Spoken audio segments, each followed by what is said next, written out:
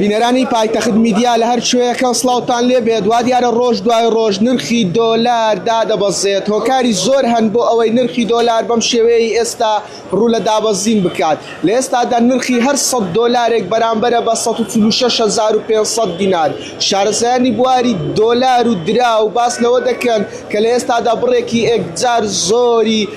پارە خراوەتە بازارەوە ئەمە شۆکاری سەرەکی دابەزینی نرخی دۆلارە من بۆ ئەمە بەستە دەمەوێت گفتوگۆ لەگەڵ کاکەیفی بکەم گوتەبێژی بازاری دراوەکەی شاری هەولێر کاکەیفی پێم بڵێت دۆلار بۆچی وە ڕووی لە دابەزین کردووە هاوکات دەبێتەوە بە 132,000 دینار وەکو دەگوترێ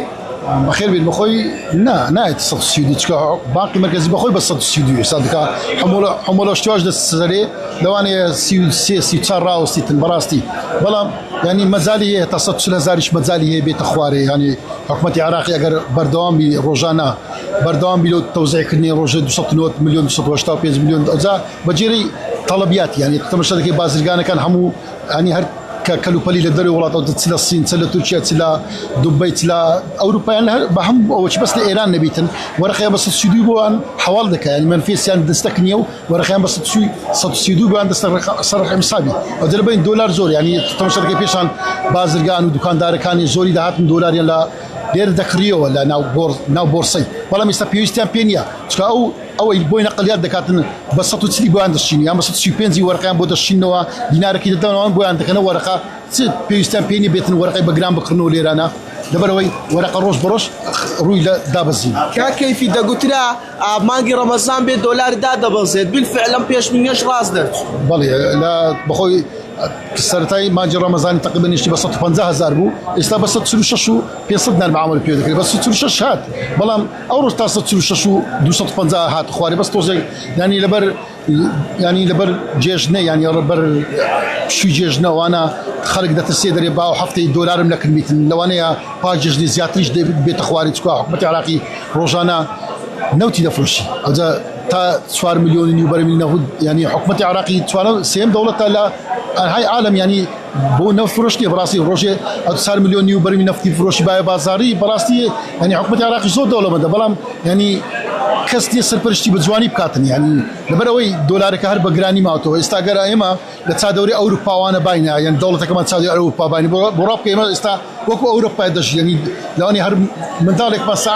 صعبي مليونان دولار بعد كانت نفتك زور مان هي ابوري ما بقوتا يدك زير مان هي براستي اذا حكومه العراق يعني روزانه دولار زور دايت بازاري بازرگان كان استابيشتم دكاندار كان بزوري دكان بازرگان كان بيشتم دولارين بين البازار بكل بخو انا بس 168 وانا بيان دست السرقه حسابي لبر دولارك يا روزانه ديت اخوان ها باش دبینم بازارەکە زۆرێک لە سیستی چۆڵێتی پێوە دیارە بەخۆی مانجی ڕەمەزانە ینی خەڵک کەمتر دێتە بازاری و کەمتر ینی جمود زۆڵ دەکات بۆی ماندی نەبیت نەو سێ ڕۆژەی ئاخیرە و 5 ڕۆژە کۆتایی لەوانەیە تۆزی ئیسراعات بکات چکە خەڵکانێک هەیە 25 ڕۆژە بە ڕۆژی لەوانەیە هەیە ماندی بی هەیە دەستەوە ئێواران سعات 3-4 زووتر دەستەوە ماڵی ساحەتش دەکاتن بۆ خۆی دەکەن بۆ جەشن بازارەکە قەرەباڵکی پێوە دیارە ئینشاڵڵا گەر موچە بدرێتن قەرباڵغی یەکجار زۆر پەیدا دەبیتەوە لەبەرەوەی يعني خلق لوانيا متخور بيتن بارينا بيت بازاري كلوبالي بخريتنا بس على ما موتسكي وغري لوانيا خلق بيكو رود بازاري بكاتن توسك يعني دولار توزي جراند بيتوسك دينار توزي ديت بازاري اگر هارو هاج بيتن دولار كارو سعر عند بينيتو ولا تسلو شش بو تسلو حفتي معامله بيدك بس باش جيجني لواني زياده دابس اغريس دابس يام برز بيتوسك اغريس العراق رون ذات اهبل سپاس کاک بخير مسات اگر هاوکارم دیمەنی بازاری دراوەکەی شاری هەولێرتان بۆ بگوازێتەوە ئەمەی کە دەیبینن چۆڵی و ئاقرب سستیەکی یەکجار زۆر بە بازارەوە دیارە بەهۆی ئەوەی ئێستا ئێمە لە کۆتاییەکانی مانگی پیرۆزی ڕەمەزان داین ئەمە شۆکاری سەرەکیە بۆ ئەوەی کە بازاری دۆلار چۆڵ بێتن وەڵێ ئێستاشدا نرخی هەر 100 دۆلارێک بەرامبەرە بە 146,500 دینار ڕۆژ دوای ڕۆژ نرخی دۆلار بەهۆی مانگی پیرۆزی ڕەمەزان و هاوکات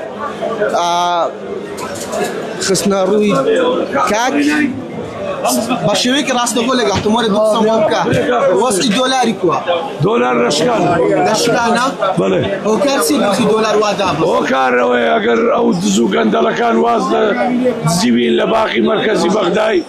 ئیدی وەرەقە زۆر دەبی وەرەقە دەشتی ئەگەر دەستی بە سەدا بگرن و نەیدەنە خەرچی و نەیدەنە کۆمپانیاکان و شەریکەکان وەرەقە گران دەبیتەوە. پێشبینی دەکەن بەرز بێتەوە دۆلار؟ ئەگەر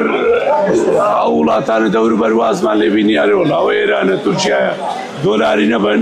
دۆلار هەرزان دەبی. تەنیا دۆلار شکاوە یاخود دراوەکانی تریش؟ نانە بەس دۆلار هەرزان بۆ بەرامبەر پارەی عێراقی لەنە پارەکانی کە بوو وێران بووە ئێرانی شکایە تورکی شکایە سووری شکایە هەرچی پارەی وڵاتەکە دابەزێ پارەی عێراقی بەخۆت بووە. دەبینم بازارەکەت چۆڵە بەراورد بە پێش؟ بازارەکە ڕەمەزانە دی خەرک ماندیشە و لەوانەیە ئاخیر ڕەمەزانە و لەیلەت قەدرە و ئەوەی هۆکارەکەی دەنا هەولێر ئەمن و ئەمانە هیچ مشکلەی نییە و بلێ لەبەر قەزیەی محەمەلە شتیوە خەرک ئازادە دێ دەکڕی دەفرۆشی هیچ مشکلەی نییە. دەگوترێ بانکی ناوەندی عێراق پارەیەکی یەکجار زۆر دۆلارێکی زۆری خستۆتە بازارەوە بۆیە دۆلار داشکا. بەخوای دۆلارەوە میم نییە لە حواڵەکان میم حواڵەکان زوو دابەزن ئەوەی تاجیرانەی کە فاتوڕای تەسمیلەکەن زوو دابەزی حواڵەکان زوو بگاتە جێ خۆیەوە تاسیری زۆرە. باشە من باوە بپرسم ڕۆژێک دادێ خەڵگەم ئاواتە ببینێتەوە ببینێت کە 100 دۆلار بەرامبەر بێ بە 132 هزار؟ بەخواگە لێ بگەڕێن هیچ شتێک مەحاڵ نییە. چۆن ینی لێ؟ ئەو دەوروبەر لێمانگەڕێن هیچ شتێک مەحاڵ نییە. ئەتە وڵاتانی دەوروبەر پرسی سیاسی؟ بەڵێ بەڵێ نەک سیاسی ئەوەن دێنا دۆلارەکە دەستە ئێران لە ئێران نەگەنێنەی باوە هیچ مشکلەوان نییە. سەرچاوە ئەوەی کە جۆبیسکی بوون گوتە یەکێک بوو لە فرۆشیارانی دۆلار و دراو لە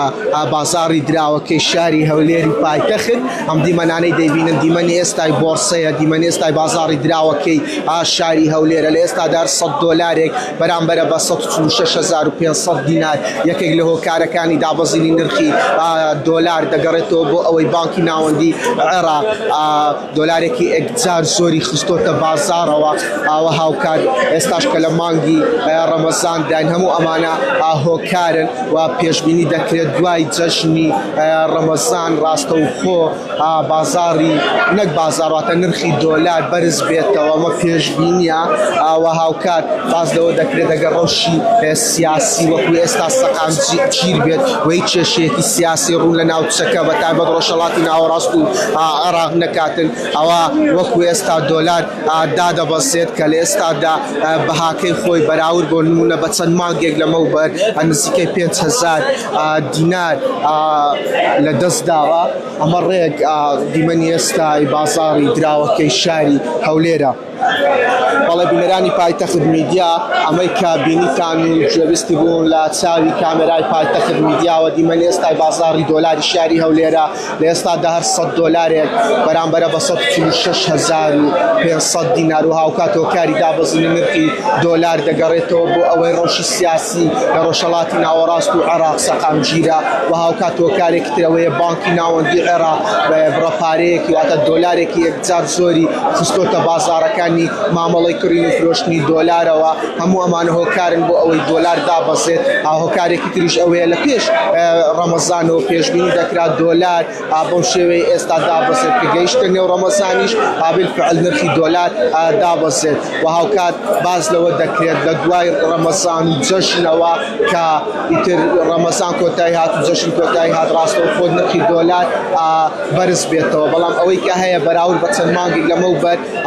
هەر 100 دۆلارێک دەواتە دۆلار بەرامبەر دینارە بەهاکەی 5 تا 6,000 دینار لەدەست داوە وەکە میشە لە بوونی هەر زانیاریەکی تر چاوتان لەسەر پلاتفۆرمەکانی پایتەخت میدیا بێت.